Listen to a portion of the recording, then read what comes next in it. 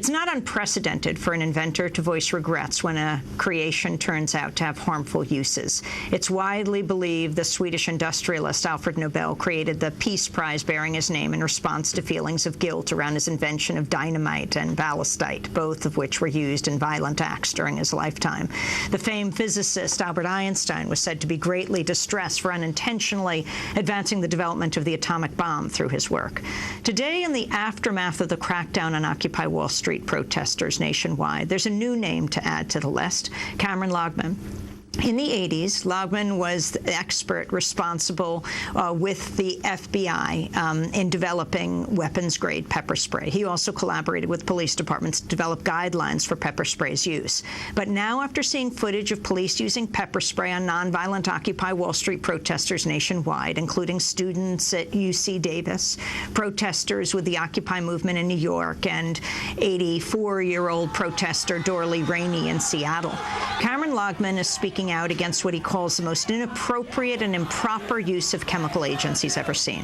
Loghman will join us in a minute, but first I want to play an excerpt from when the campus police officers at UC Davis pepper sprayed students last month.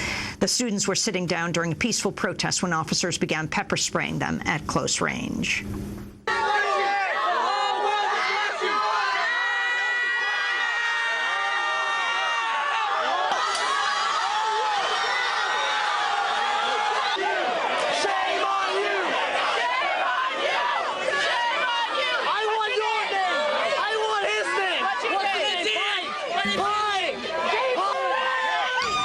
UC Davis police pepper spraying students 2 weeks ago as they peacefully protested at UC Davis. We're joined now by Kamran Loghman, who helped the FBI develop weapons-grade pepper spray in the 80s and develop guidelines for police departments using the sprays, joining us from Washington, D.C.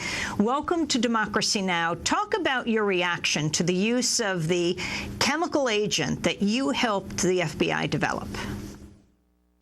Shocked and bewilderment. I mean, I saw it, and first thing that came to my mind wasn't police or student, was my own children sitting down, having an opinion, and they're being shot and forced by chemical agents. I think that's not what tear gases are meant to be. I want to turn to a clip of Fox News anchor Megyn Kelly, who made some controversial comments to Bill O'Reilly on Monday's edition of The O'Reilly Factor. The two Fox hosts were discussing the UC Davis police that pepper sprayed the protesters. First of all, pepper spray, that just burns your eyes, right? Right. I mean, it's like a derivative of actual pepper. It's a food product, essentially. But a lot of experts are looking at that and saying, is that the real deal? Has it been diluted because...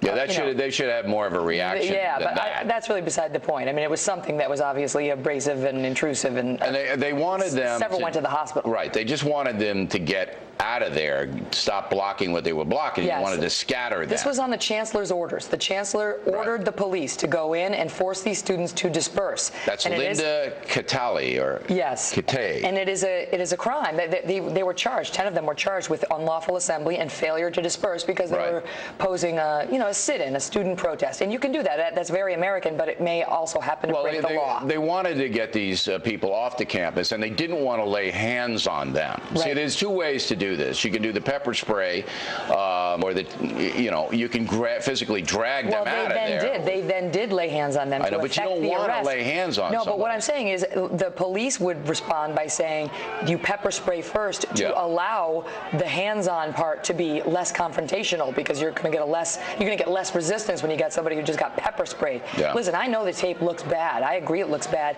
All I'm saying is that from a legal standpoint, I don't know that the cops did anything wrong. The Fox's Megyn Kelly and Bill O'Reilly. Kamran Loghman, your response.